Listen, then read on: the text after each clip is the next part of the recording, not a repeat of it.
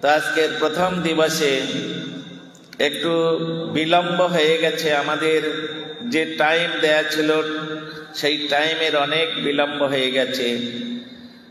আশা করি আগামীকাল থেকে টাইম মেনটেন্স করার চেষ্টা করবেন, তাহলে খুব ভালো হবে, যাতে করে 7টায় ভগবত কথা শুরু করা যায়, ভগবতী কথা। তার জন্য সকলেই চেষ্টা নিতে হবেন। হরে কৃষ্ণ। আজকের আমার শ্রীমদ্ ভাগবত পাঠের কথা এখানে লেখা আছে। শ্রীমদ্ ভাগবত পাঠ, ভাগবত পাঠ শ্রবণ এবং কীর্তন দুটোই বদ্ধ জীবের অগোচর। শ্রীমদ্ ভাগবত বলছেন, কি বলছেন না, সেখানে বলছেন জন্নাম শ্রুতি মাত্রেণ পুক্কশ সাক্ষাৎ বিমোচ্যতে। যার নাম শ্রবণ করলে জীবের হৃদয় আকাশ থেকে পুক্কশ রূপী সমস্ত পাপ দূরীভূত হয়। তাহলে আমরা যে এখানে আজকের শ্রীমদ্ ভাগবত কথা শ্রবণ করার জন্য এসেছি, কীর্তন করার জন্য এসেছি, তাহলে আমরা শ্রবণ এবং কীর্তন করলে আমাদের হৃদয় থেকে সমস্ত পাপ দূরীভূত হবে তো? বলে তা কোনো গ্যারান্টি দিতে পারছি না হবে কি না। বলে কেন না, সংশয় অচ্যুত সেবনম। আমাদের মনে সংশয় আছে, আমাদের মনে অন্য অভিলাষ রয়েছে। যতক্ষণ পর্যন্ত আমাদের মনে এই অন্য অভিলাষ থাকবে, ততক্ষণ পর্যন্ত আমাদের হৃদয় থেকে পাপ দূরীভূত হবে না। আর যতক্ষণ পাপ দূরীভূত হবে না, ততক্ষণ গৌর সুন্দরকে আমাদের হৃদয় সিংহাসনে বসাতে পারবো না। যার জন্য শ্রীমদ্ ভাগবত বলছেন নিবৃত তস্যৈরুপগীয়মানা ভবৌষ ছত্র মনোভিরামা কহ উত্তম শ্লোক গুণানুবাদত পুমান বিরজ্জেত বিনা পশুঘ্নাত। ভগবানের কথা হচ্ছে অমৃতময় কথা, ভগবানের কথা হচ্ছে অমর কথা। এই অমর কথা কীর্তন করেছিলেন অমরনাথে বসে স্বয়ং শিব ঠাকুর পার্বতী দেবীর কাছে কীর্তন করেছিলেন এই ভগবানের কথা। কেন? কৈলাস শিখরে এক সময় পার্বতী তিনি বসে বসে তখন, আমি শুনেছি তুমি তো বৈষ্ণব অগ্রগণ্য, তুমি বৈষ্ণবের মধ্যে শ্রেষ্ঠ বৈষ্ণব, বৈষ্ণবানাং যথা শম্ভ, আর ভগবত কথা কীর্তনে তুমি খুব দক্ষ। বলে কেন না, জগতের লোক একটা মুখে ভগবানের কথা কীর্তন করে, আর তুমি 5টি মুখে ভগবানের কথা কীর্তন করো। আর তোমার কথা শ্রবণ করে সমস্ত দেবতা বৃন্দ, সমস্ত যক্ষ রক্ষ কিন্নর গন্ধর্বাদি 33 কোটি দেবতা বৃন্দ, রাজন্য বৃন্দ সকলেই অত্যন্ত প্রফুল্লিত। তা সুতরাং তুমি খুব রসিক ভাগবত, তোমার মুখে আমি একটু ভগবানের কথা শুনতে চাই। হৃদয় আকাশ থেকে সমস্ত পাপ বিদূরিত হয়। আমি পাপ বিদূরিত করার জন্য আমি ভগবানের কথা শুনব না। তাহলে কেন তুমি ভগবানের কথা শুনবে? বলে আমার আত্মার কল্যাণের জন্য, আমার আত্মার মঙ্গলের জন্য। ভগবানের কথা আত্মা কল্যাণকারী, আত্মা মঙ্গলকারী। এই জন্য ভগবানের কথা সকলের শোনা কর্তব্য। আবাল বৃদ্ধা বনিতা সকলকে এই ভগবানের কথা শুনতে হয়। কেন? আপনারা সকলেই জানেন, এই যদি আমরা এই মনুষ্য জীবন ধারণ করে আমরা শ্রবণ না করি, কীর্তন না করি, তাহলে পরবর্তী জন্মে এত সুন্দর মানব দেহ আর আমরা লাভ করতে পারবো না। এত সুন্দর মানব দেহ যদি লাভ না করতে পারি তাহলে কি হবে? চতুষ্পদ হয়ে আমাদের জন্মগ্রহণ করতে হবে। কেন? ভগবান এত সুন্দর দুটো হাত দিয়েছিলেন।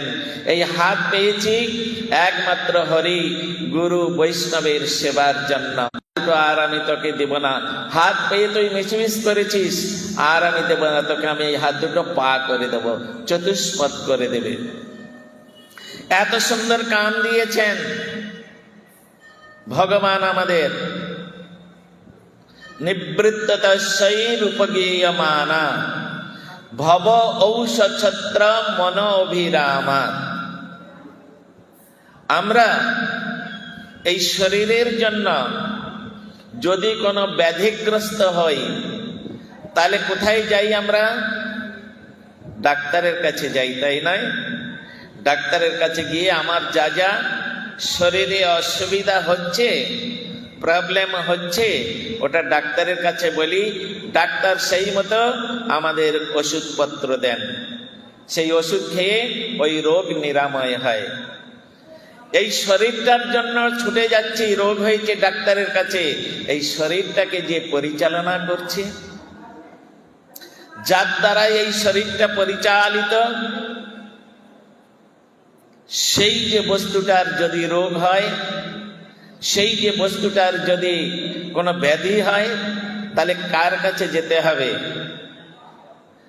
যে ডাক্তারের কাছে গিয়ে শরীরের রোগ সারিয়েছেন ওই ডাক্তারের কাছে গেলে হবে না, সেখানে যেতে হবে ডিভাইন ডক্টরের কাছে।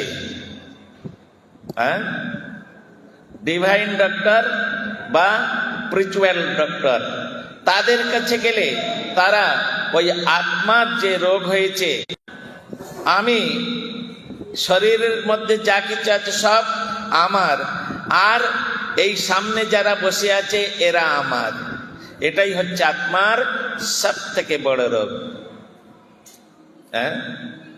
সব থেকে বড় রোগ। কেন?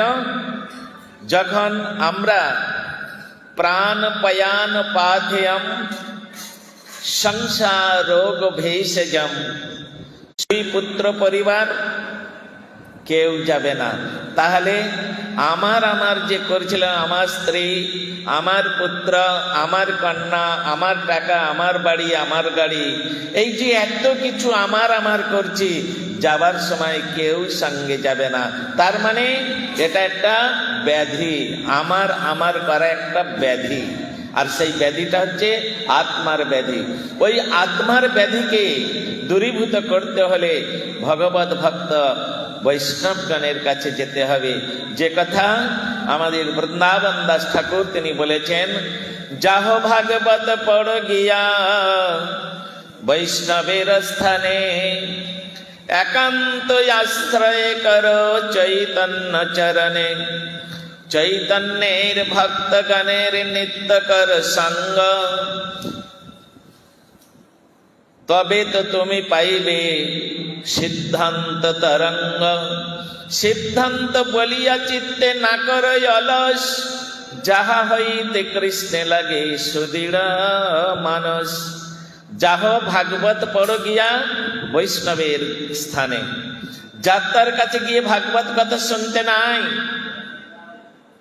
যেমন উপনিষদ বলছেন, অবৈষ্ণব মুখাৎ গীর্ণং পূতং হরিকথামৃতম, শ্রবণং নৈব কর্তব্যং সর্ব উচ্ছিষ্ট যথা পয়।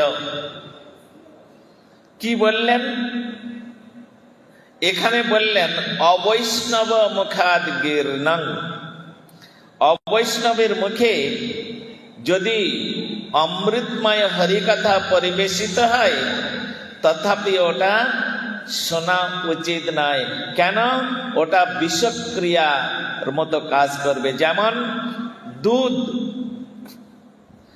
দুধ খেলে শরীরের যেমন পুষ্টি হয়, শরীরের বল প্রাপ্ত হয়, কিন্তু ওই দুধটা যদি আপনার অলক্ষ্যে কোনো বিষধর সর্প ওতে মুখ দিয়ে দেয়, আর ওই দুধটা যদি আপনি পান করেন, তখন কি হবে?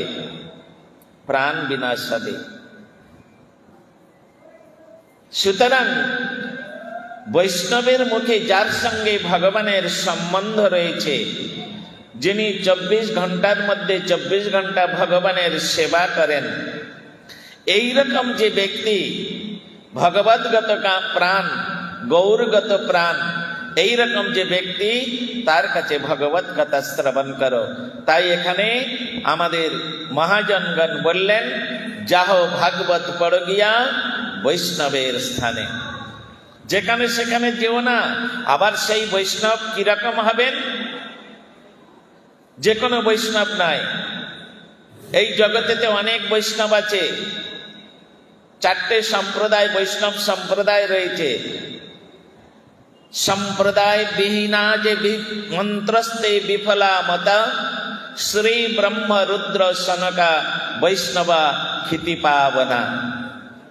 4টে সম্প্রদায়ের মধ্যে আমাদের কলিযুগ পাবন অবতারী সচিনন্দন গৌরহরি মহাপ্রভু একটা সম্প্রদায়কে স্বীকার করেছেন, সেটা হচ্ছে মধ্য সম্প্রদায়, ব্রহ্ম মধ্য সম্প্রদায়। মধ্য সম্প্রদায়কে স্বীকার করেছেন। কেন?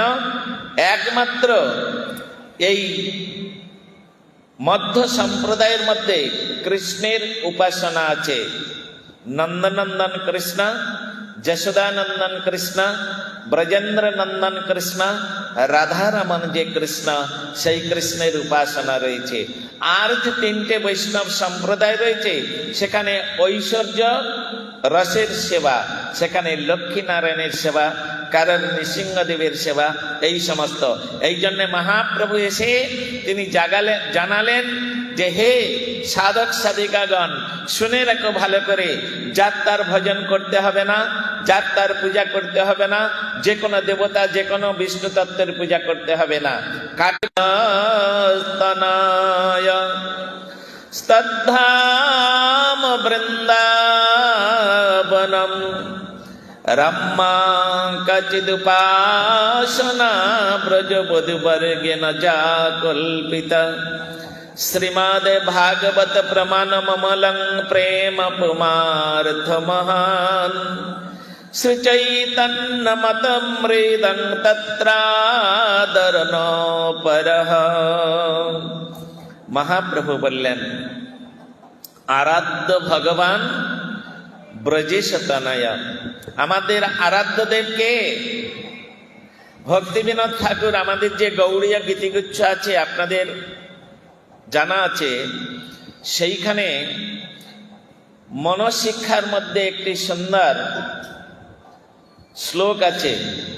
সেই শ্লোকের অমৃতময় বাংলা ব্যাখ্যা করতে গিয়ে অস্মদীয় পূর্বাচার্য শ্রীল ভক্তি বিনোদ ঠাকুর তিনি বলেছেন, কি বলেছেন? লক্ষ্মীপতি রতি রাখো দূরে, সে রতি প্রবল হলে পরব্রহ্মে দেয় ফেলে, নাহি দেয় ব্রজপুরে, নাহি দেয় বাস ব্রজপুরে। অতএব তুমি যদি কোনো প্রকারে লক্ষ্মী নারায়ণের পূজা করো, তুমি যদি লক্ষ্মী নৃসিংহদেবের পূজা করো, তুমি যদি অন্য নৃসিংহ লক্ষ্মীর সঙ্গে যাদের সম্বন্ধ রয়েছে তাদের পূজা করো, তুমি কোনোদিন আর ব্রজধামে যেতে পারবে না, বৃন্দাবনে যেতে পারবে না। বৃন্দাবনে যেতে হলে তোমাকে রাধা গোবিন্দের ভজন করতে হবে।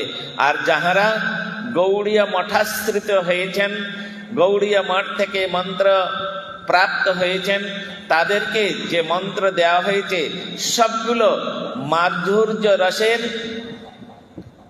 একমাত্র মধুর রসের মন্ত্র দেওয়া হয়েছে, অন্য কোনো মন্ত্র নাই। এই জন্য এই মন্ত্র জপ করতে করতে যদি কেউ বাড়িতে একটা, বাবা আমার একটু ধনের দরকার, লক্ষ্মীকে না রাখলে কি আর ধন পাবো, তাই একটু লক্ষ্মী পূজা করেন। গৌড়ীয় মঠ থেকে দীক্ষা নিয়েছেন, কারোর বিজনেস আছে, তিনি মনে করলেন গণেশকে না পূজা করলে হয় নাকি, দোকানে সবাই দেখি গণেশের পূজা করে, আমিও একটু গণেশ পূজা করি। এই রকম যার মনের চিন্তা ভাবনা, তিনি পূজা করতে পারেন। কিন্তু বৃন্দাবনে রাধা গোবিন্দের সেবা লাভ আর বৃন্দাবনে যাওয়ার কথাটা চিরদিনের জন্য ভুলে যেতে হবে, ওখানে যেতে পারবেন না। এই জন্য শাস্ত্র বলছেন সর্বেন্দ্রিয়ে কৃষ্ণ সেবা না পুজিবে অবজ্ঞা কদাচন, অবজ্ঞাও করা চলবে না। এদিকে আবার সাবধান হতে হবে। কিন্তু আমি পূজা করব না, আমি পূজা করব একমাত্র রাধারমন যে কৃষ্ণ, ব্রজেন্দ্র নন্দন কৃষ্ণ, নন্দনন্দন কৃষ্ণ, যশোদানন্দন কৃষ্ণ, এই কৃষ্ণের পূজা করব। তাহলে একদিন না একদিন পূজা করতে করতে করতে করতে আপনি নিত্য গোলক বৃন্দাবনে গিয়ে পৌঁছাতে পারবেন।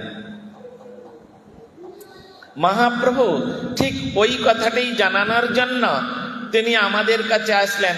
আরাধ্য ভগবান ব্রজেশ তনয় তদ্ধাম বৃন্দাবনম বলে তো দিতে পারতেন তদ্ধাম মথুরা বা দ্বারকা, তা বললেন না। তদ্ধাম তিনি কোথায় থাকেন, কোথায় বাস করেন? বৃন্দাবনম, তদ্ধাম বৃন্দাবনম। রম্মা মানে, রম্মা শব্দের অর্থ হচ্ছেন ব্রজ রমণীগণ। রম্মা বহুবচন, রম্মা মানে ব্রজ রমণীগণ। রম্মা কাচিদ উপাসনা, ব্রজপদগণ যে পদ্ধতির দ্বারা, যে নিয়মের দ্বারা ওই ব্রজেন্দ্র নন্দন শ্যামসুন্দরকে আরাধনা করেছেন, রম্মা কাচিদ উপাসনা ব্রজবধূ বর্গেন যা কল্পিতা, তুমিও যদি সেই ব্রজবধূগণের শ্যামসুন্দরকে লাভ করতে পারবে। শ্রীমদ্ ভাগবত প্রমাণ মমলম, শ্রীমদ্ ভাগবতে অমল পুরাণ, শ্রীমদ্ ভাগবত, সেই অমল পুরাণে এই কথাই বলেছেন। শ্রীমদ্ ভাগবত প্রমাণ মমলম প্রেম পুমার্থ মহান শ্রী চৈতন্য মতম মৃদম তত্রাদর ন পরহ। অন্য কোন কথা না শুনে চৈতন্য মহাপ্রভু যে মত, সেই মত সার, আর সব অন্য মত যাক ছারখার। এটা জানতে হবে। কলিযুগের একমাত্র পরদেবতা হচ্ছেন শ্রী চৈতন্য মহাপ্রভু। আর কলিযুগের একটাই মাত্র নাম, যাহারা এই কৃষ্ণ মন্ত্রে দীক্ষিত হয়েছেন, গুরুপাদ পদ্মের চরণাশ্রয় করেছেন। গুরুপাদ পদ্ম আপনাদের যে সমস্ত মন্ত্র দিয়েছেন, সেই মন্ত্রের লাস্টে বলেছেন, বাবা এর সঙ্গে মহামন্ত্রটাও দেওয়া থাকলো, এটাও তোমাকে প্রত্যহ এই 10 বার করে জপ করতে হবে। কেন? মহামন্ত্র, অন্যগুলো মন্ত্র, আর এর পিছনে একটা অ্যাডজেক্টিভ দিয়ে তাকে বললেন এটা হচ্ছে মহামন্ত্র। এটা কলি সন্তরণ যে উপনিষদ আছে, মহাপ্রভু বললেন কলিযুগের ধর্ম হয় নাম সংকীর্তন, এতদ অর্থে অবতীর্ণ শ্রী সচিনন্দন। সুতরাং এই নাম করতে হবে কলিযুগে, আর চৈতন্য মহাপ্রভুর আনুগত্যে রাধা গোবিন্দের সেবা করতে হবে। যাহারা মহাপ্রভুকে বাদ দিয়ে শুধু রাধা কৃষ্ণের পূজা করেন, শাস্ত্র বলেছেন তারা হচ্ছে দুর্ভাগা। কোন শাস্ত্র বলেছেন তাও বলে দিচ্ছি। চৈতন্য অমৃত প্রভাব ভাষ্য হচ্ছেন ভক্তিবিনোদ ঠাকুরের অমৃত প্রভাব ভাষ্য, আর অনুভাষ্য হচ্ছেন ভক্তি সিদ্ধান্ত সরস্বতী গোস্বামী ঠাকুরের। তাহারা খুব সুন্দর রূপে সেটা বর্ণনা করেছেন। এই জন্য আমাদের ওই চৈতন্য মহাপ্রভুর আনুগত্যে রাধা গোবিন্দের পূজা করতে হবে, এটা জেনে রাখবেন। যাহারা মহাপ্রভুকে অনাদর করবেন, গৌর নিত্যানন্দ প্রভুকে অনাদর করবেন, রাধা গোবিন্দকে আদর করবেন, তাহারা কোনোদিন রাধা গোবিন্দকে পাবেন না। আবার রাধা গোবিন্দকে যাহারা কৃষ্ণ পূজা করেন, শুধু অনেকে দেখবেন শুধু কৃষ্ণ পূজা করে আর রাধা গোবিন্দের পূজা করে না। যেমন একটা কথা একটু বলে দিই, আমি গতবারে একটু ট্রাস করেছিলাম, একটু বলে দিই। যাহারা বাড়িতে গোপাল সেবা করেন, শুধু গোপাল সেবা করেন, ঠিক ঠিক সেবা তাদের হয় না। বলে কেন? ভক্তি বিনোদ ঠাকুর বলেছেন, আতপ রোহিত সুরজ নাহি জানি, রাধা বিরহিত মাধব নাহি মানি, কেবল মাধব পূজয়ে স অজ্ঞানী। যিনি শুধু মাধবের পূজা করেন, গোপালের পূজা করে, সে হচ্ছে মূর্খ। অজ্ঞানী মানে মূর্খ। আর আতপ রহিত সুরজ নাহি জানি, যিনি সূর্যকে বাদ দিয়ে, সূর্যের কিরণকে বাদ দিয়ে সূর্য নাই, সূর্যের তাপকে বাদ দিয়ে সূর্য নাই, যে সূর্যের মধ্যে কিরণ থাকে না, তাপ থাকে না, সেই সূর্যটা জানবেন বেকার, ওটা হচ্ছে ওর কোনো মূল্য নাই। তদ্রূপ যে কৃষ্ণের পাশে রাধারানী নাই, সেই কৃষ্ণের সেবা করাটাও বেকার হয়ে যাবে, কোনো মূল্য হবে না। সেই জন্য গোপালের পাশে কি রাধারানী থাকতে পারেন? পারেন না। এই জন্য গুরুপাদ পদ্ম যে মন্ত্র দিয়েছে, সবগুলো মধুর রসের মন্ত্র। রাধা কৃষ্ণ মিলিত বিগ্রহ শ্রী চৈতন্য মহাপ্রভু, তিনি এসে এই সমস্ত বিষয়বস্তুগুলো আমাদের জানালেন যে আতপ রহিত সুরজ নাহি জানি, রাধা বিরহিত মাধব নাহি মানি। এগুলো আমাদের বিশেষ করে ভাই আমার মায়েদের বলছি, যারা গৌড়ীয় মঠ থেকে আশ্রয় গ্রহণ করে সাধন ভজন করছেন, এবং যাহারা ভগবানকে হৃদয় সিংহাসনে বসাবার জন্য অত্যন্ত লালায়িত, উৎকণ্ঠিত, আকাঙ্ক্ষিত, তাহাদের এই সমস্ত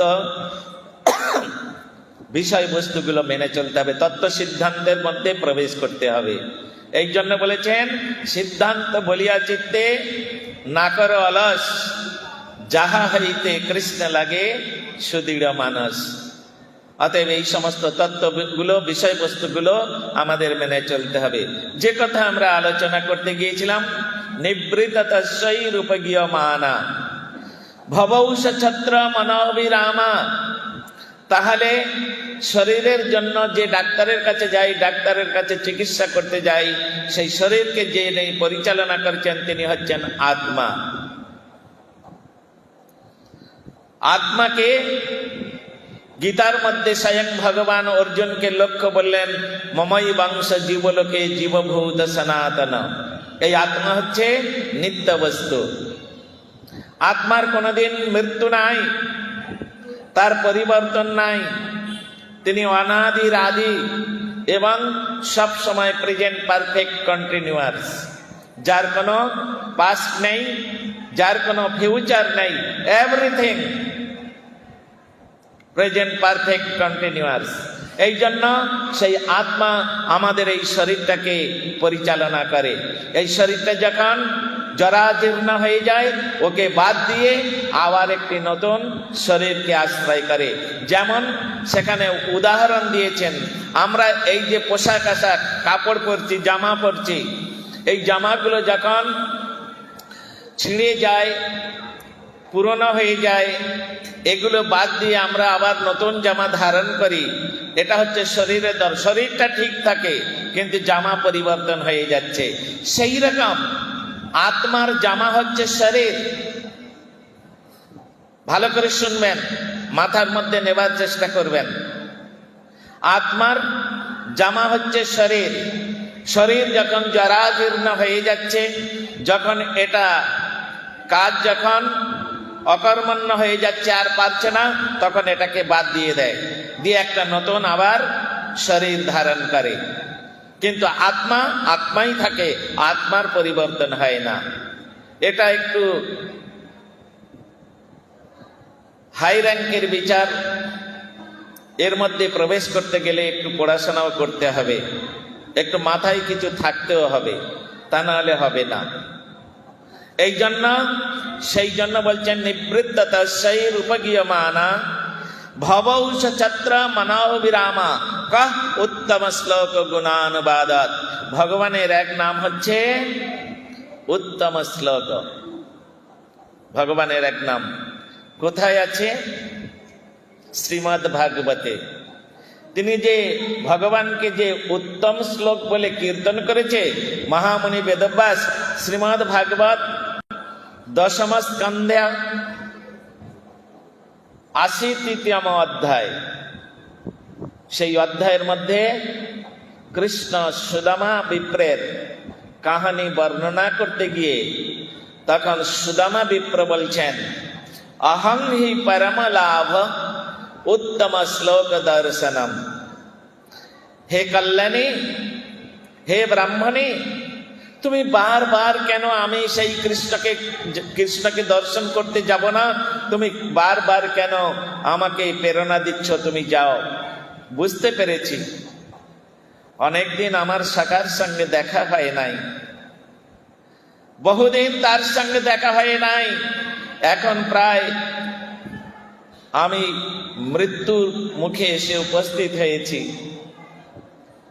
৭০ অব্দ বয়স, জানি না আর গোবিন্দ দর্শন হবে কিনা। তাই একবার যাই, আমার স্ত্রী যখন এত করে বলছে আমি একবার যাই। আমি সেখানে গিয়ে কি করব? অহং হি পরম লাভ, আমার সব থেকে পরম মানে শ্রেষ্ঠ লাভ হবে উত্তম শ্লোক দর্শনম, সেই গোবিন্দ দর্শন হবে। পদ্মাবলীতে ছিল রূপ গোস্বামী পাদ, তিনি বলছেন, বংশী গানামৃত ধাম লবণামৃত জন্মস্থান,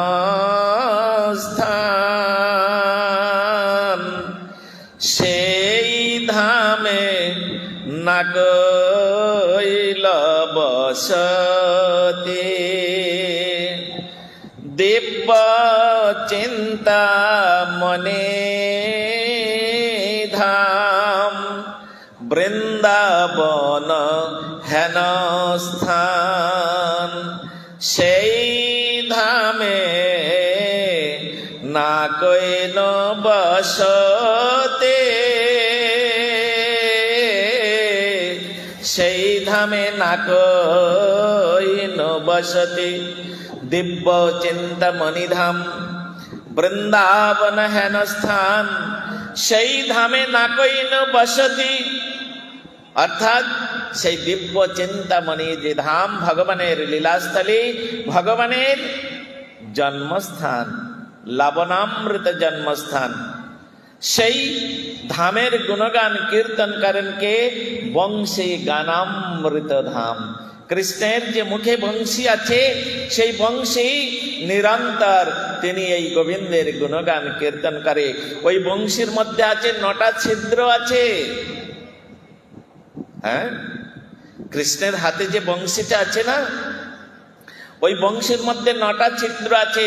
এই নবদা ভক্তির দ্বারা যারা সাধন করবেন, এক একটা ভক্তিকে অর্জন করে ভগবানকে লাভ করা যায়, তার নিদর্শন স্বরূপ ভগবানের হাতে যে বংশী আছে তার ৯টা ছিদ্র আছে।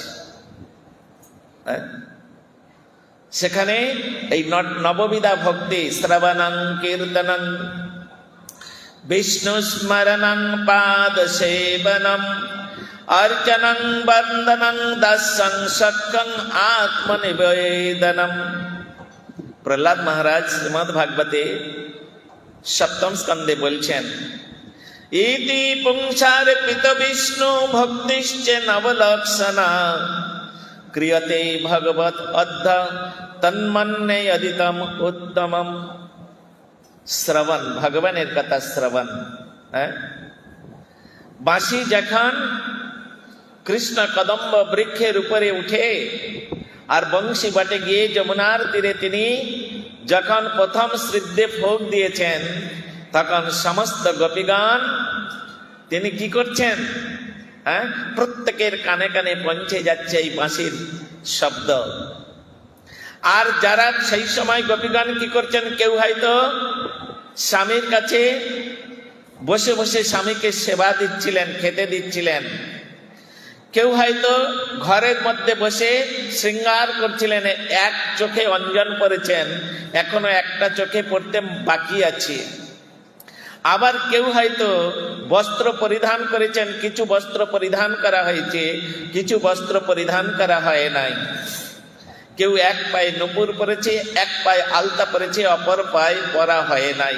এমতো অবস্থায় ওই কৃষ্ণের প্রথম শ্রদ্ধা দিয়ে যখন বাঁশির ফুঁক দিয়েছে, সেই বাঁশি সমস্ত গোপীদের মনের মধ্যে গিয়ে তাদের মনকে আনন্দে উদ্বেলিত করে তুলেছে।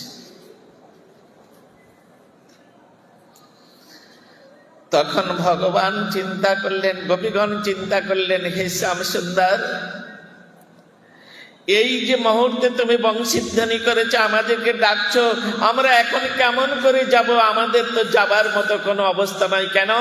আমাদের পতিদেবতাগণ তো আমাদের কাছেই রয়েছে, তাদেরকে বাদ দিয়ে আমি কি করে চলে যাব? ভগবান তখন সর্বভূত অন্তর্যামী ভগবান, তিনি অন্তরে চিন্তা করলেন, হে গোপীগণ, তোমরা আসতে পারছো না, আমি ব্যবস্থা করছি। তখন অঘটন ঘটন পটয়সী ভগবতী যোগমায়াকে তিনি ডাকলেন, যোগমায়া, আজ্ঞে প্রভু, যাও, যে সমস্ত গোপীগণ আমার কাছে আসার জন্য অত্যন্ত উদ্বিগ্ন হয়েছে, তুমি তাদের কাছে, তাদের বাড়িতে গিয়ে তাদের মতো রূপ ধারণ করে তাদের পতিদের সেবা করো। নিতাই গৌর প্রেমানন্দে হরি হরি। ভগবান আদেশ দিয়ে দিলেন, আর ভগবান আদেশ দেওয়ার সঙ্গে সঙ্গে তখন যোগমায়া দেবী তিনি অঘটন ঘটন পটয়সী, তিনি অঘটনকে ঘটনায় পরিণত করতে পারে, আবার ঘটনাকে অঘটনে পরিণত করতে পারে। এটা হচ্ছে তার গুণ। তিনি ভগবানের লীলা শক্তি। সুতরাং তিনি এই রকম ভাবে তখন সেই গোপীদের রূপ ধারণ করে সব গৃহে থেকে গেলেন, যার যেমন রূপ, যার যেমন সবকিছু একরকম ধারণ করে। আর তখন গোপীগণ তারা কৃষ্ণের কাছে চলে আসলেন। এইরকম কৃষ্ণের বংশের মধ্যে 9টা ছিদ্র আছে। যখন তিনি গোচারণে যেতেন তখন তিনি ক্ষুধার্ত হয়ে যেতেন, আর ক্ষুধার্ত হয়ে গেলে তখন দ্বিতীয় ছিদ্রে যখন ফু দিতেন, তখন মা যশোদা তিনি বাড়ি থেকে শুনতে পেতেন, আমার গোপাল অত্যন্ত ক্ষুধার্ত হয়েছে, তাকে এখন খাওয়ানোর সময় তাকে ননি দিয়ে মাখন দিতে হবে, নবনীতে দিতে হবে। এইরকম এক একটা ছিদ্রেতে আর এক একটা, এগুলো গোবিন্দ লীলামৃতের মধ্যে আমাদের শ্রীল কৃষ্ণদাস কবিরাজ গোস্বামী প্রভু তিনি অত্যন্ত নিখুঁত ভাবে বর্ণনা করেছেন। আর একদম যে লাস্টের যে ছিদ্র আছে, সেই ছিদ্র দেখবেন অনামিকা যে আঙ্গুল আছে, ডান হাতের অনামিকা যে আঙ্গুলি, হ্যাঁ, অনামিকা আঙ্গুলির দ্বারাই ওই লাস্টের ছিদ্রটা কন্ট্রোল করতে হয়। বাঁশিটা যদি এইরকম ধরে, কৃষ্ণের হাতে আছে দেখুন, ঠিক এরকম আছে না, বাম হাতটা আগে আছে মুখের কাছে, ডান হাতটা দূরে আছে। আর ডান হাতের অনামিকা, এটা হচ্ছে অনামিকা, এই অনামিকাতে লাস্টের যে ছিদ্র ওটাকে কন্ট্রোল করতে হয়। তো ওই অনামিকাতে কি হয়, ওই অনামিকা আরাধিকা, যিনি আরাধনায় সর্বশ্রেষ্ঠ, সেই সর্বশ্রেষ্ঠ ব্যক্তিকে ডাকার জন্য, তাকে আকর্ষণ করার জন্য উনি অনামিকা এবং লাস্টের ছিদ্র ব্যবহার করেন। এই রকম সুন্দরভাবে সেই আরাধিকাটাকে, যিনি সর্বাধিকা, যিনি সবার থেকে বেশি আরাধনায় কৃষ্ণকে বশীভূত করেছেন, তিনি হচ্ছেন অন্য কেউ আর নয়, তিনি হচ্ছেন বৃষভানন্দিনী শ্রীমতী রাধারানী। হ্যাঁ, শ্রীমতী রাধারানী, বৃষভানন্দিনী শ্রীমতী। তা সুতরাং সেই রাধারানীকে তিনি আকর্ষণ করেন ওই লাস্টের সমস্ত ছিদ্রের দ্বারা। এইরকম চতুর্থ ছিদ্রে যখন তিনি ফু দেন, সমস্ত গাভীগণকে তিনি আহ্বান করেন, হে গাভীগণ, তোমরা যে যেখানে আছো এখনই চলে এসো, এখন আমাদের ঘরে ফিরতে হবে, আমাদের সময় হয়ে গেছে। সমস্ত গাভীগণ একেবারে লেজ তুলে হাম্বা হাম্বা করে একেবারে চারিদিকে কৃষ্ণের চারিদিকে এসে ঘিরে ধরল। আর কৃষ্ণ তখন বংশী বাদন করতে করতে নটবর বপু নৃত্য ভঙ্গির দ্বারায় তিনি যখন বংশী বাদন করতে করতে নৃত্য করতে করতে যখন তিনি ফিরছেন, আর গাভীগুলো তারা কি করছেন, ওই কৃষ্ণের বংশীর তালে তালে তারাও নৃত্য করছে, কেউ নাচছে, কেউ আবার এদিক ওদিক ছোটাছুটি করতে করতে কৃষ্ণের পিছনে পিছনে একবারে গগন ভেদী ধুলো উড়িয়ে তারা গৃহে প্রত্যাবর্তন করছে। ওই সময়টাকে বলা হয় ওই জন্য গোধূলি সময়।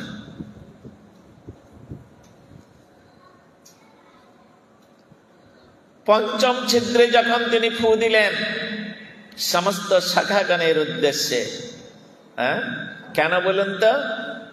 পঞ্চম রস হচ্ছে পঞ্চম ছিদ্রে হচ্ছে সমস্ত মাতৃস্থানীয় ব্যক্তি, মধুর রসের যাহারা ব্যক্তি রয়েছেন তাদেরকে তিনি আকর্ষণ করলেন।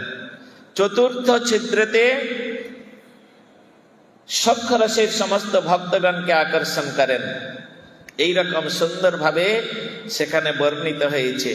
এই জন্য বংশী গানামৃত ধাম, যে কথা আমরা বলছিলাম, বংশীর দ্বারায় এই যে ধাম বৃন্দাবন, যে ধাম, সেই ধামে যে সমস্ত ভক্তদের নিয়ে আজ কৃষ্ণ সেখানে লীলা করেছেন, সেই সমস্ত লীলা কথা বর্ণনা করেছিল রূপ গোস্বামী পাদ।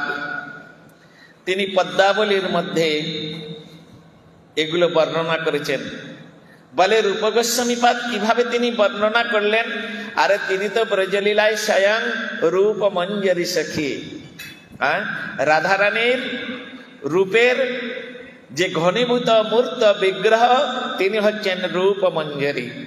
তিনি মহাপ্রভুর লীলা পুষ্টি করার জন্য, মহাপ্রভুর লীলা আস্বাদন করার জন্য তিনি রূপ গোস্বামী রূপে ইহ জগতে প্রকাশিত হয়েছেন। এ সমস্ত কথা শ্রীল প্রভুপাদ তিনি তার হরিকথামৃতের মধ্যে বর্ণনা করেছেন। সুতরাং এগুলো আমাদের আলোচ্য বিষয়। তা সেই জন্য শ্রীমদ্ ভাগবত প্রমাণ মমলং প্রেম পুমার্থ মহান শ্রী চৈতন্য মহাপ্রভুর মতমৃদম তত্রাদর ন পরহ। তোমরা অন্য কিছু, মহাপ্রভুর যে মত সেই মত সার, আর সব অন্য মত যাও ছাড় খার। গৌর সুন্দর যে কথা আমাদের উপদেশ করেছে সেই কথা ব্যতীত অন্য কারোর কথা আর শুনব না। আর সেই গৌর সুন্দরের আনুগত্যে যে গুরুপাদ পদ্ম তিনি গৌর সুন্দরের আনুগত্যে রাধা গোবিন্দের সেবা করছেন, ওই রকম গুরুর চরণ আশ্রয় করে আমিও তদ আনুগত্যে আমি গোবিন্দ সেবা করব।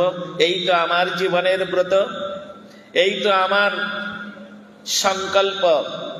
এই সংকল্প করে নিয়ে যদি কোনো সাধক সাধিকা তাহারা ভজন করতে পারে, তাহলে আমি গ্যারান্টি দিচ্ছি একদিন না একদিন মহাপ্রভুর কৃপা তিনি লাভ করতে পারবেন। নিতাই গৌর প্রেমানন্দে। নচেত অসম্ভব। নিজের চেষ্টায়, নিজের বিদ্বানের দ্বারায়, বুদ্ধির দ্বারায়, চেষ্টার দ্বারায় কোনোদিন হবে না। কেন? নো সাধয়তি মাং যোগ নো সংখ্যং ধর্ম উদ্ধব। ভগবান কৃষ্ণচন্দ্র শ্রীমদ্ ভাগবতে উদ্ধবকে লক্ষ্য করে বললেন, হে উদ্ধব, নো স্বাধ্যায়, পড়াশোনা করে পাণ্ডিত্য অর্জন করে আমাকে লাভ করবে এটা কোনোদিন হবে না। কেন? শ্রী চৈতন্য চরিতামৃতের মধ্যে স্বয়ং ভগবান শ্রী চৈতন্য মহাপ্রভু দিগ্বিজয় পণ্ডিতকে বললেন, দিগ্বিজয় করিব বিদ্যার কার্য নাহে, কৃষ্ণ ভজিলে সে বিদ্যা সত্য কহে। সা বিদ্যা, উপনিষদ বললেন স্বাবিদ্যা তন্মতির জয়, সেই সে বিদ্যার ফল জানিহ নিশ্চয়, কৃষ্ণ পাদ পদ্মে যদি চিত্তবৃত্তি রয়। সুন্দর রূপে আমাদের শ্রী চৈতন্য মহাপ্রভু আমরা যাতে পদস্খলিত সাধন ভজন থেকে না হই, আমরা যাতে অন্য রাস্তা অবলম্বন না করি, সঠিক রাস্তায় সঠিকভাবে সাধন ভজন করতে করতে করতে করতে যাতে করে গুরু বৈষ্ণবের আনুগত্যে আমরা গৌর হরির ভজন করতে পারি, রাধা গোবিন্দের সেবা করতে পারি, সেই রাস্তাটা মহাপ্রভু তিনি এসে দেখিয়ে দিয়ে গিয়েছেন। হ্যাঁ, তিনি যে 8টা শ্লোক আমাদের কাছে রেখে দিয়ে গিয়েছেন, 8টা শ্লোকের নাম হচ্ছে শিক্ষা অষ্টকম। এই শিক্ষা অষ্টকমের প্রথম শ্লোক কি আপনারা জানেন? শিক্ষা অষ্টকের প্রথম শ্লোক কার মনে আছে? একটু হাত তুলুন না। হ্যাঁ, মহাপ্রভু যে 8টা শ্লোক আমাদেরকে দিয়ে গিয়েছেন, সেই 8টা শ্লোকের যে প্রথম শ্লোক, সেই শ্লোকটা কার মনে আছে? এতগুলো লোক এখানে বসে আছেন। হ্যাঁ, হরিকথা শুনতে শুনতে কেউ বুড়ি হয়ে গেছে, কেউ বুড়ো হয়ে গেছে, কারো দাঁত পড়ে গেছে, কারো চামড়া ঝুলে গেছে। তো এইটুকু মনে নাই? শ্রীল গুরু মহারাজ বলেছিলেন, অসমদীয় গুরুদেব নিত্যলীলা প্রবিষ্ট শ্রীমদ ভক্তি বেদান্ত বামন গোস্বামী মহারাজ, তিনি বলেছিলেন মহাপ্রভুর এই যে শিক্ষাষ্টকের 8টা শ্লোক যিনি মুখস্থ করে গলার হার করে, আমরা যেমন তুলসীর হার পরেছি এইরকম গলার হার করে দিয়ে, আর প্রতিদিন ওই গুরু মন্ত্র জপের পরে যদি কেউ 8টা শ্লোক উচ্চারণ করে, তাহলে তার সাধন ভজন করুন আর নাই করুন, তিনি অন্তিমে গোবিন্দের পাদ পদ্মে, মহাপ্রভুর পাদ পদ্মে চলে যাবেন। এই জন্য প্রত্যহ এই 8টা শ্লোক আমাদের মুখস্থ করে এটা করা দরকার। আমি সকলকে বলে যাচ্ছি, যারা এখনো পর্যন্ত মুখস্থ করেননি, যারা এর মধ্যে প্রবেশ করেন, এই তোমরা ওখানে বসে বসে কি করছো? একটু হরিকথা শোনো, একটু হরিকথা শোনো, পরে গল্প করবে। তো এখন এই 8টা শ্লোক আমাদের মুখস্থ করতেই হবে। তার মধ্যে প্রথম শ্লোক হচ্ছে চেত দর্পণমার্জনম ভব মহাদবাগ্নি নির্বাপনম শ্রেয় কৈরব চন্দ্রিকা বিতরণম বিদ্বা বোধ জীবনম আনন্দম্বদিবর্ধনম প্রতিপদম পূর্ণামৃতয়াস্বাদনম সর্ব আত্মস্নপদম পরম বিজয়তে শ্রীকৃষ্ণ সংকীর্তনম। চৈতন্য মহাপ্রভু তার শিক্ষাষ্টকের এটি হচ্ছে প্রথম শ্লোক। এই শ্লোকটার ছিল গুরু মহারাজ, তিনি কোন এক ভাগবত সভায় তিনি পাঠ করতে গিয়ে এই একটা শ্লোকের ব্যাখ্যা দিয়েছিলেন 7 দিন ধরে। চেত দর্পণমার্জনম, এই চিত্তরূপ দর্পণকে পরিমার্জিত করতে হলে আমাদের কি কি অবস্থা অবলম্বন করতে হবে? পাঠ তো আমরা সবাই শুনি, সবাই করি, কিন্তু তার মধ্যে প্রবেশ অধিকার কজন আর আছে? মুখস্থ করে তোতা পাখির মতো বলে গেলাম, ওটা তো হবে না, ওর দ্বারাই হবে না। হ্যাঁ, কেন জানেন? মুখস্থ করা বিদ্যা বিদ্যা নয়। যেটা নিজের জীবনে আচরণ করতে না পারবো, নিজের জীবনে আচরণ করে জগৎকে শিক্ষা দিতে না পারবো, ওই শিক্ষাটা প্রকৃত শিক্ষা হবে না। নিজের জীবনে আচরণ করতে হবে। আপনি আচরি ধর্ম জীবের শিখায়, আপনি না কইলে ধর্ম শিখানো না যায়। কথাটা মহাজনগণের উক্তি, এটা কোনো অন্য কারোর উক্তি নয়। তুমি যে তা আচরণ করতে পারবে না, সেটা তোমার প্রচার করা উচিত না।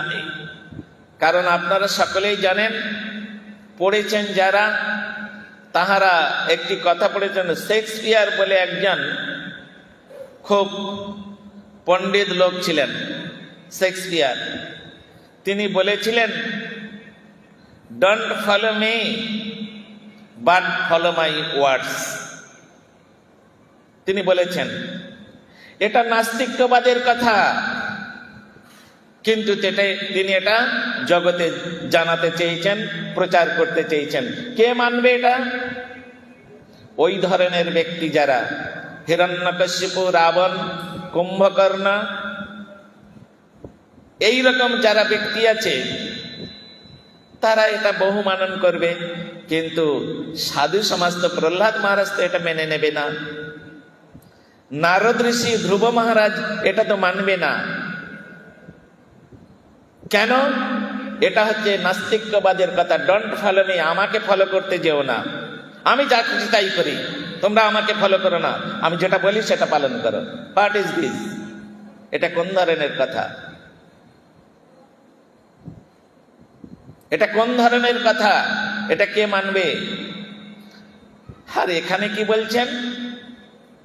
আচার প্রচার তুমি করহ দুই নামের কার্য, তুমি জগতের গুরু, তুমি জগতের আর্য। আচার করিয়া কেহ না করে প্রচার, প্রচার করিয়া কেহ না করে আচার। কেউ প্রচার করছে, নিজের জীবনে আচরণ করে না, আবার কেউ আচরণ করছে, প্রচার করে না। ও দুটোই বাতিলের খাতায়। সেখানে কি বললেন? আচার প্রচার করহ দুই নামের কার্য, তুমি জগতের গুরু, তুমি জগতের আর্য। হ্যাঁ, তখন তোমার বাক্যটা সবাই গ্রহণ করবে। তা সেই রকম শেক্সপিয়ারের দলে পড়লে হবে না, আমার নিজের জীবনে আচরণ করতে হবে। মুখস্থ করে, লোকের কাছে লোক ঠকিয়ে, লোককে ভাওতা দিয়ে আমি প্রতিষ্ঠা কুড়াবো, পূজা অর্জন কুড়াবো, এটা তো অসাধুর কাজ, এটা নাই। মহাপ্রভু যত সমস্ত আমাদের যে গুরু পরম্পরাগণ রয়েছেন, জগন্নাথ দাস বাবাজি মহারাজ, বংশীদাস বাবাজি মহারাজ, ভক্তি বিনোদ ঠাকুর এবং গৌর কিশোর দাস বাবাজি মহারাজ, এনারা সকলে বিবেকানন্দে, এনারা নিজে নিজে ভজন করেছেন, তাহাদের চরম বৈরাগ্যের সীমা পার করে দেখিয়েছেন। হ্যাঁ, কিরকম বৈরাগ্য অবলম্বন করলে স্বয়ং ভগবান তাহার কাছে চলে আসেন। কিন্তু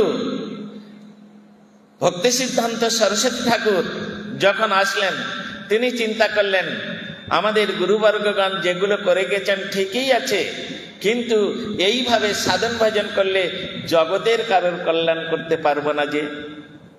তখন তিনি ওই গোষ্ঠানন্দী থেকে বিবেকানন্দীর সৃষ্টি করলেন। এনার সকলে বিবেকানন্দী ছিলেন, তখন প্রভুপাদ তিনি গোষ্ঠানন্দী সৃষ্টি করলেন। গোষ্ঠানন্দী মানে সকলে একসঙ্গে বসে মিলেমিশে মহাপ্রভুর নাম জপ করতে হবে, এবং সেখানে ফর্মুলা দিয়ে দিলেন। সেই ফর্মুলা অনুযায়ী, নিয়ম অনুযায়ী, ফর্মুলা মানে নিয়ম, সেই নিয়ম মতেও তোমাকে চলতে হবে। তুমি যদি নিয়মের ব্যতিক্রম করো, তাহলে তুমি আউট অফ সাধন ভজন। বিষয়বস্তুগুলো খুব গম্ভীর। তা সুতরাং শ্রবণ করলে হবে না। শ্রবণের পরে একটা শব্দ আছে, শ্রবণ মঙ্গলম। আমি এমন শ্রবণ করলাম, আমার কোনো মঙ্গল হলো না, কল্যাণ হলো না, যে তিমিরে ছিলাম সেই তিমিরেই রয়ে গেলাম, তাহলে আমার শ্রবণ করে লাভটা কি? বিষয়বস্তু তো এইভাবে সাজানো হয়েছে, শ্রবণ মঙ্গলম, শ্রবণ করবো আমার মঙ্গলের জন্য। দীক্ষা নিয়েছি, অনেকে বলে আমরা তো দীক্ষা নিয়ে নিয়েছি। দীক্ষা কাকে বলে জানেন? দীক্ষা কাকে বলে? দিব্যং জ্ঞানং যত দদ্দাত কুর্যাৎ পাপস্য সংশয়ম। দীক্ষা নিলে তার নতুন জীবন তৈরি হয়, নতুন ভাবে তার জীবনটাকে অতিবাহিত করতে হয়। তা নাহলে আগে যে তিমিরে ছিলাম, যে অন্ধকারে ছিলাম, আর সেই অন্ধকারেই জীবন কাটাতে লাগলাম, তাহলে ওই দীক্ষার কোনো মূল্য নাই। ওটা কিরকম দীক্ষা নেওয়া হয় জানেন? বাড়িতে একটা নাপিত রাখতে হয়, একটা হোপা রাখতে হয়, একটা পরিচারিকা রাখতে হয় বাড়ির কাজ করার জন্য। ওই রকম একটা গুরু রেখে দিয়েছি, দীক্ষা নিয়েছি, ওর দ্বারাই কোনো মঙ্গল হবে না। দিব্যং জ্ঞানং যত দদ্দাত, তুমি যখন তোমার যখন দীক্ষা হবে, তখন তোমার দিব্য জ্ঞানের মধ্যে প্রবেশ করতে না পারো, সেটা তোমার উপলব্ধি করতে হবে। কিরকম? কুর্যাৎ পাপস্য সংশয়ম। তুমি যে আগে পাপ করতে, ওই পাপ আর করবে না, তোমাকে প্রতিজ্ঞা করতে হবে। বলে কিরকম? নিজেরা রান্না করে নিজেদের জন্য, ওইটা হচ্ছে কি পাপ হয়। রান্না করে আর ছেলে পুলে নাতি পুতি নিয়ে সব বেড়ে টেড়ে খেয়ে নিলাম, ওটা মহাপাপ। প্রত্যেক গাছে গাছে তোমার শরীরে পাপ প্রবেশ করছে, ওটা করতে হবে না। দীক্ষা নিলে ওটা আর করা চলবে না। কুর্যাৎ পাপস্য সংশয়ম। বলে কি করে পাপ হলো? গীতা আলোচনা করুন, 4th অধ্যায় শ্রীমদ্ ভগবদ গীতা। গীতার মধ্যে বলছেন, যজ্ঞাশিষ্টসন সন্ত মুচ্যন্তি সর্বকিল্লিশৈ ভুঞ্জতে তে অঘং পাপা পচন্তি জায়াত্মকারণাৎ। যাহারা নিজের জন্য রান্না করে খায়, ঠাকুরকে ভোগ দিয়ে খায় না, তুলসী দিয়ে ঠাকুরকে ভোগ না দিয়ে খায়, তারা প্রতি গ্রাসে গ্রাসে পাপ ভক্ষণ করে। আর পাপ করলে নরকে যেতে হবে, এটা ধ্রুব সত্য। ভগবানের জন্য রান্না করতে হবে, ভগবানের ভোগ লাগিয়ে সেই প্রসাদ স্বরূপে, সেই প্রসাদ তোমাকে রসনাং তদ অর্পিতে, যেটা ভগবানেতে অর্পণ করা হয়েছে, ওটা তোমাকে গ্রহণ করতে হবে। কেন? তুমি যদি না করো তুমি পাপী। শাস্ত্রে খুব, গীতা মানুন সর্বজনন মান্য গীতা, গীতা আনুন। গীতার মধ্যে স্বয়ং ভগবান উবাচ, এখানে অর্জুন উবাচ নয়, এখানে ধৃতরাষ্ট্র উবাচ নয়, এখানে সঞ্জয় উবাচ নয়, ভগবান উবাচ। ভগবান বলছেন। সুতরাং সেখানে নিজের জন্য রান্না করা চলবে না, যারা করে তারা পাপী, এটা জেনে রাখবেন। ভগবানের প্রসাদ ভোজন করতে হবে। সুতরাং এখানে দীক্ষা মানে তোমাকে প্রতিদিন ভগবানের ভোগ দিয়ে প্রসাদ সেবা করতে হবে। তুমি যদি না করো, তাহলে তুমি দীক্ষা নিয়েও কোনো লাভ নেই, তুমি পাপী হয়ে থাকলে। হ্যাঁ, বোতলে জল আছে, এই যে, কই আমার বোতলটা কোথায় গেল? এই যে দেখুন, আমাদের রবি প্রভু এক বোতল বড় বোতলে জল দিয়েছে। হ্যাঁ, আর এই জলটা আমার পিপাসা গেল, বোতলটা এরকম ঢাকনাটা খুলে ঢকঢক করে খেয়ে পেলাম। পাপ হবে, পাপ হবে। বলে কেন?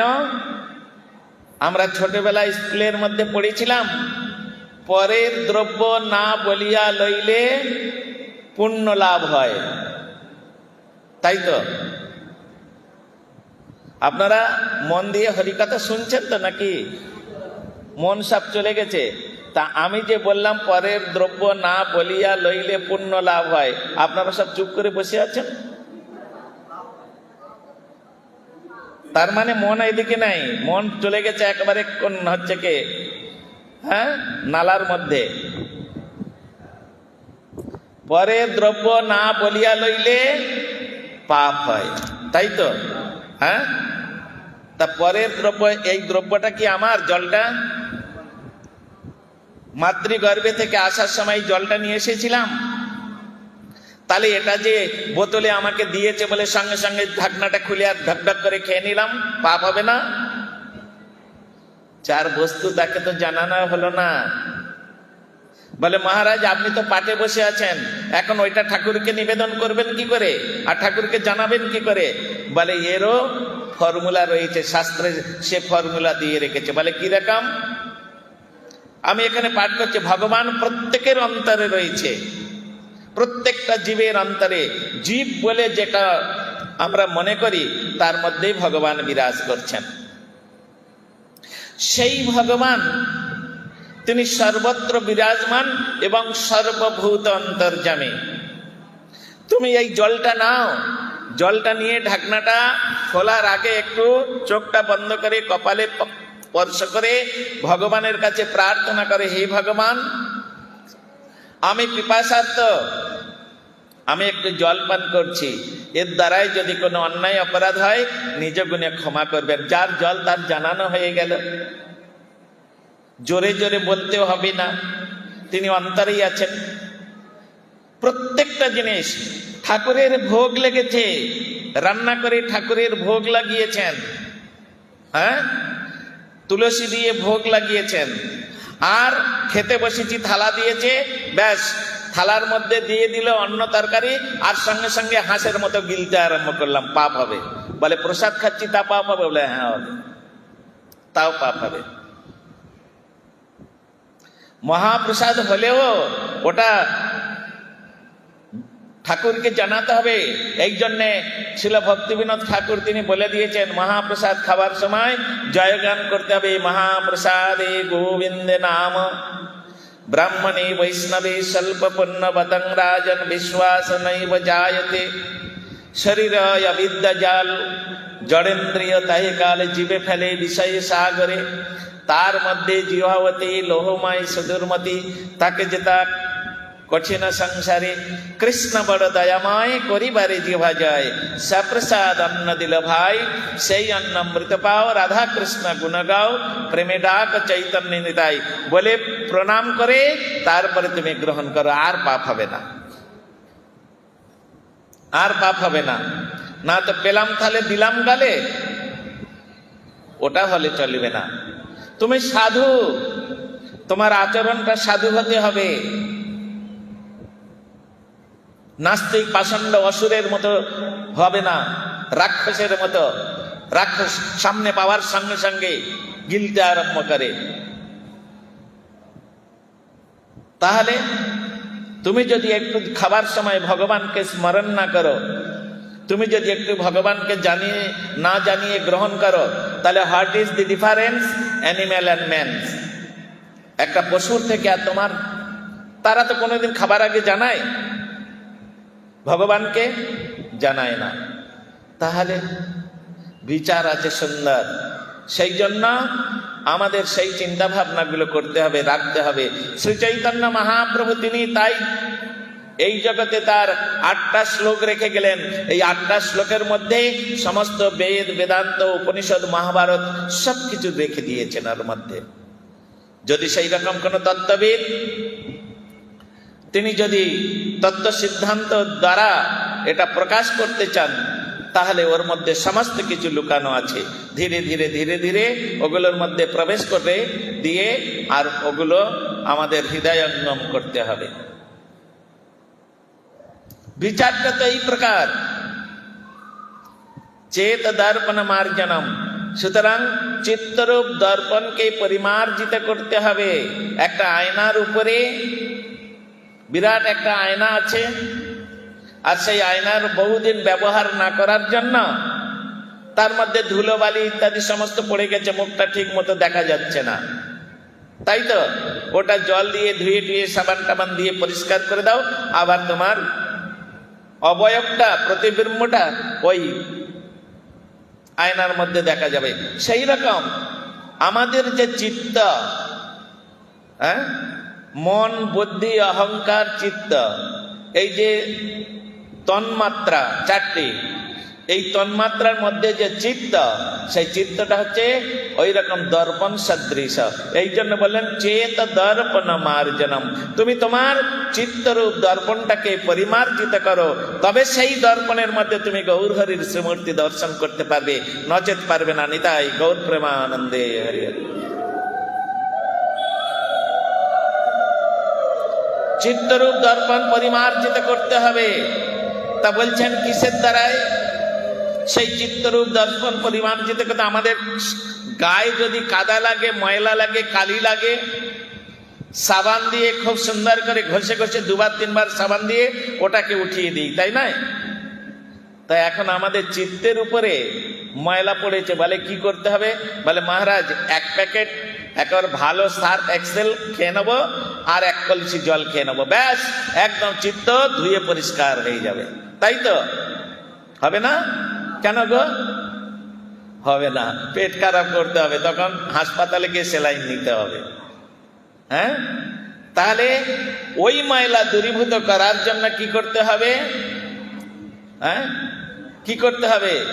আনন্দম বুদ্ধি বর্ধনম প্রতিপদম পূর্ণামৃতস্বাদনম সর্ব আত্মস্নপনম পরম বিজয়তে শ্রীকৃষ্ণ সংকীর্তনম।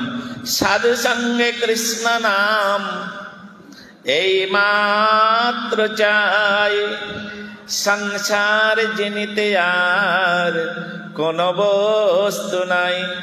এগাও মোরে বৈষ্ণব গোসাই, করুণার জল সিঞ্চ তবে রক্ষা পাই। একমাত্র সাধু সঙ্গে কৃষ্ণ নাম, এ তদ ব্যতীত ওই চিত্তরূপ দর্পণকে পরিমার্জিত করা কোন রকম সম্ভব নয়। এই জন্য সাধু সঙ্গ সর্বশাস্ত্রিকায়, লবমাত্র সাধু সঙ্গে সর্বসিদ্ধি হয়। সবকিছু সাধু সঙ্গ বিনার কোথা তব ইষ্ট, ভজরে ভজরে মন তুমি অতি দুষ্ট। সাধু সঙ্গ বিনা কলিযুগে একমাত্র সাধু হচ্ছে গৌর সুন্দরের প্রিয়ে, পার্সোনাল অ্যাসিস্ট্যান্ট। রাধা গোবিন্দের প্রিয়ে হচ্ছে সাধুগান। প্রধানমন্ত্রীর সঙ্গে দেখা করতে গেলে, মমতা ব্যানার্জির সঙ্গে দেখা করতে গেলে তাদের একজন করে পার্সোনাল অ্যাসিস্ট্যান্ট রয়েছে, পিএ রয়েছে। তাদের সঙ্গে কথা টথা বলে দিন ক্ষণ সবকিছু ঠিক করতে হবে, তারপরে গেলে দেখা পাওয়া যাবে, নচেত হবে না। সেই রকম ভগবান হচ্ছেন সুপ্রিম লর্ড, তিনি প্রাইম মিনিস্টারের প্রাইম মিনিস্টার। হ্যাঁ, তো তার সঙ্গে এমনি এমনি দেখা করতে গেলে হয়ে যাবে? দেখা পেয়ে যাবেন? ভাবলেন কি করে? কখনো নয়। এই জন্যে বৈষ্ণব ঠাকুর দয়ার সাগর, এ দাসে করুণা করি। এই কীর্তনটার মধ্যে আছে ধাই তব পাছে পাছে। হ্যাঁ, কৃষ্ণ সে তোমার, কৃষ্ণ দিতে পারো, তোমার শক্তি আছে। আমি তো কাঙাল, কৃষ্ণ কৃষ্ণ বলি ধাই তব পাছে পাছে। অতএব ভগবানের পিছনে ছুটলে ভগবানকে পাওয়া যাবে না। সংশয় অচ্যুত সেবনম, ভগবানের সেবা করলে ভগবানকে কোনোদিন পাওয়া যাবে না। ভগবান বলছেন মম পূজা হইতে মম ভক্ত পূজা বড়। এই আমি ভাগবতে কহিলাম দড়। আমার ভক্তের যদি কেউ পূজা করে আমাকে পেতে চায়, তাহলে সেই ভক্তের ক্ষমতা আছে যার কাছে আমি ধরা দিয়েছি, যার হৃদয় সিংহাসনে আমি নিত্যকাল বসবাস করছি। সেই ভক্ত যদি চিন্তা করে, সেই ভক্ত যদি কোনোদিন মনে করে আমি একে আমার প্রভুকে দর্শন করিয়ে দেব, তো তিনি পারবেন। কৃষ্ণ সে তোমার, কৃষ্ণ দিতে পারো, তোমার শক্তি আছে। নিজের যত সাধন ভজন থাক, নিজে যতন পাণ্ডিত্য অর্জন করি, যতই সাধন ভজন করি ভাই, কোনোদিন ভগবানের কাছে পৌঁছাতে পারবো না যতক্ষণ। কে বলছেন? প্রহ্লাদ মহারাজ শ্রীমদ্ ভাগবতে বলছেন নৈশাং মতিস্তাবৎ উরুক্রমাঙ্গ্রেং পৃষত্ত অনর্থ অপগম যদার্থ মহিয়সং পাদ রজোভিষেকং নিষ্কিঞ্চনানং নবৃণীতে যাবৎ। প্রহ্লাদ মহারাজ বলছেন তার অসুর বালকগণকে, পড়ুয়াগণকে বলছেন, হে বৈশ্যগণ, হে ভাতৃ সকল, তোমরা কান খুলে শোনো। যতদিন পর্যন্ত তোমরা নৈশাং মতিস্তাবত উরুক্রমাঙ্ঘ্রিং, উরুক্রম ভগবানের পাদ পদ্মে তোমাদের মন, তোমাদের চিন্তা, তোমাদের দর্শন কোনোদিন যাবে না, যতদিন পর্যন্ত মহীয়সাং পাদ রজোভিষেকং, মহাত্মাগণ বৈষ্ণবের চরণধুলি যতদিন পর্যন্ত তোমরা সর্বাঙ্গে লেপন করতে না পারবে, ততদিন পর্যন্ত তোমরা গোবিন্দ দর্শন পাবে না। কত সুন্দর কথা। প্রহ্লাদ মহারাজের শিক্ষা তিনি আরো বলছেন, তৎপ্রয়াস ন কর্তব্য যথা আয়ু ব্যয় পরম নো তথা বিন্দতে ছেমং মুকুন্দ চরণাম্বুজম। তোমরা এই সংসারে এমন কোন বস্তুর প্রার্থনা করবে না যে বস্তু চাইলে ভগবানের কাছে আমাদের আয়ু নষ্ট হয়ে যাবে। কি এমন বস্তু ভগবানের কাছে চাইতে হবে যে বস্তু চাইলে আমাদের আয়ু নষ্ট হবে না? এই পার্থিব জগতের যে কোনো বস্তু আমরা ভগবানের কাছে চাইব, তার দ্বারাই আয়ু নষ্ট হবে। তাহলে কি এমন বস্তু আছে যে বস্তু চাইলে ভগবানের কাছে আর আমাদের আয়ু নষ্ট হবে না, পরন্তু বেড়ে যাবে? তখন বললেন শ্রী রূপ গোস্বামী পাদ তার উপদেশামৃতের মধ্যে তিনি বললেন, মহাপ্রভু বললেন তার শিক্ষাষ্টকের মধ্যে, নো ধনং নো জনং নো সুন্দরিং কবিতং বা জগদীশ কাময়ে মম জন্ম জন্মনেশ্বরে ভবতাদ ভক্তির অহৈতুকিতই বিষয়েতে প্রীতি এবে আছয়ে আমার সেই মত প্রীতি হও চরণে তোমার। এইরকম ভাবে হে ভগবান, আমি একাদশী ব্রত করব। অনেকে অসুখ সারানোর জন্য, বাদ ছাড়ানোর জন্য একাদশী ব্রত করে না। কিসের জন্য করতে হবে একাদশী ব্রত? একাদশী তিথি ভক্তি জননী যতনে পালন করি, কৃষ্ণ বসতি বসতি বলি পরম আদরে বলি।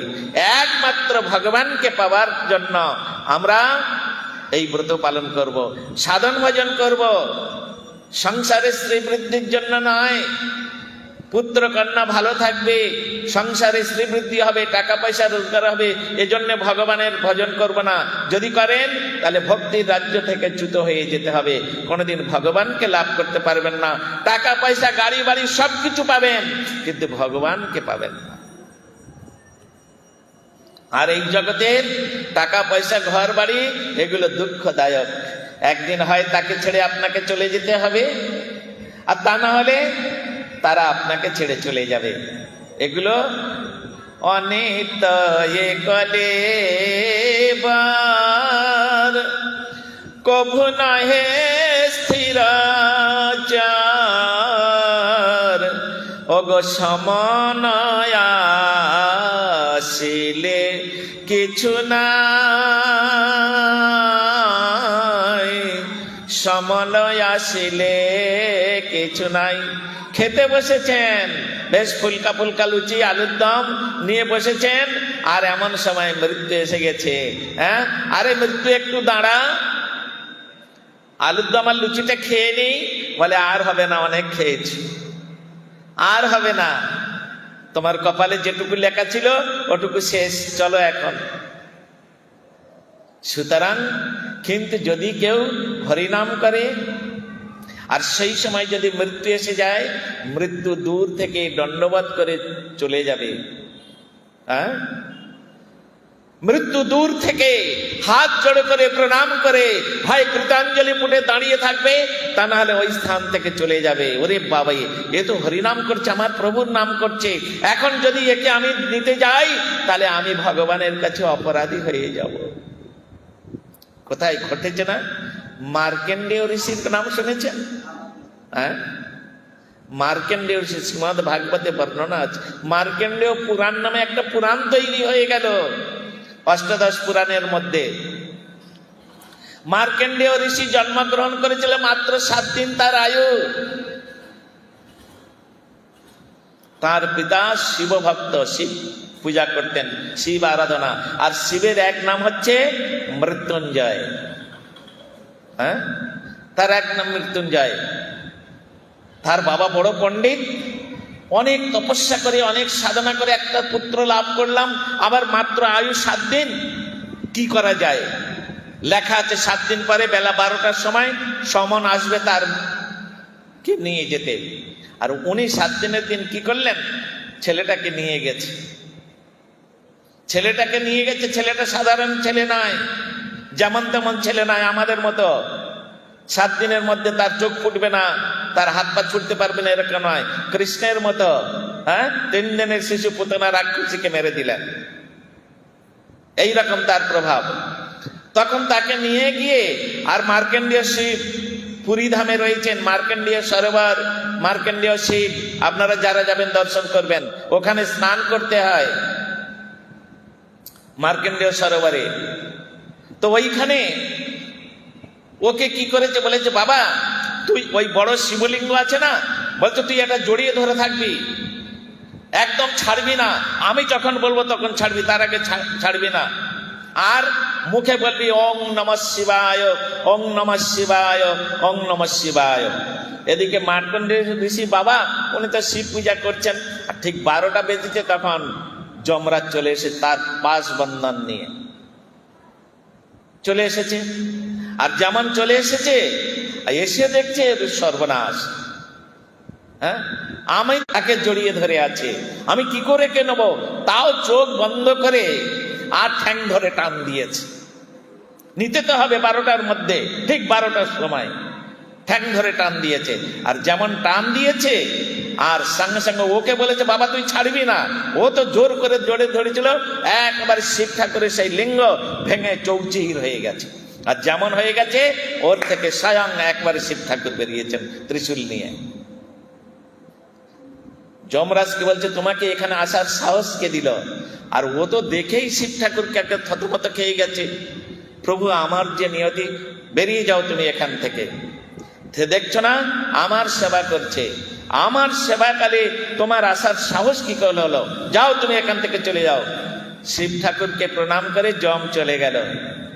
তখন মার্কেন্ডেয় ঋষির মাথায় হাত দিয়ে বললেন বাবা তোমার মাত্র 7 দিন আয়ু তো, হ্যাঁ, আমি তোমার আমার আয়ু থেকে 7 কল্প আয়ু তোমাকে প্রদান করলাম। নিতাই গৌর প্রেমানন্দে 7 কল্প আয়ু প্রদান করলাম। তো ভগবানের সেবা করলে আয়ু বৃদ্ধি হয়, আয়ু কমে না। আর ভগবানের সাধুগুরু বৈষ্ণবের উপরে অত্যাচার করলে আয়ু নষ্ট হয়ে যায়। যার জন্য শ্লোকের মধ্যে বলছেন আয়ু শ্রেয়, কি বললেন? আয়ু শ্রেয়ং যশো ধর্ম। আয়ু শ্রেয় মানে মঙ্গল, যশ আর ধর্ম, 4টে বস্তু নষ্ট হয়ে যায় যদি কেউ ভগবান আর ভক্তের উপরে দেশ ভাব প্রকাশ করে।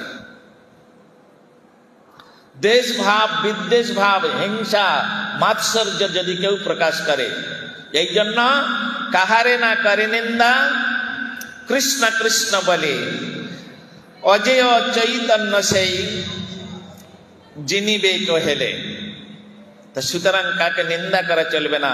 ঠিক সে চৈতন্য মহাপ্রভু তিনি এই সমস্ত কথাগুলো জানানোর জন্য তিনি এই জগতে আজ থেকে 539 বৎসর পূর্বে তিনি এই পশ্চিম বাংলায় শ্রীধাম নবদ্বীপে সুরধনী তীরে জগন্নাথ মিশ্রের বাড়িতে সচিমাতার গর্ভ আলোকিত করে তিনি আবির্ভূত হয়েছিলেন। এসে জগতে জানিয়েছিলেন, কি জানিয়েছিলেন? বল কৃষ্ণ ভজ কৃষ্ণ লহ কৃষ্ণ নাম, কৃষ্ণ মাতা কৃষ্ণ পিতা কৃষ্ণ ধন প্রাণ, কৃষ্ণের সংসার করো ছাড়িয়া না চার, জীবে দয়া নামে রুচি সর্ব ধর্ম সার, কি শয়নে কি ভজনে কিবা জাগরণে, অহর নিশ চিন্তা কৃষ্ণ বলহ বদনে, নাম বিনা কলিকালে নাহি আর ধর্ম। আর কোনো উপায় নাই, উপায় নাই, উপায় নাই। হরে কৃষ্ণ। সুতরাং আমাদের সেই নাম করতে হবে বাবা, নাম ব্যতীত কোনো প্রকার উপায় নাই। আজকে রাত্রি অধিক হতে চলছে, আমরা আজকের দেরিতে একটু শুরু করেছি।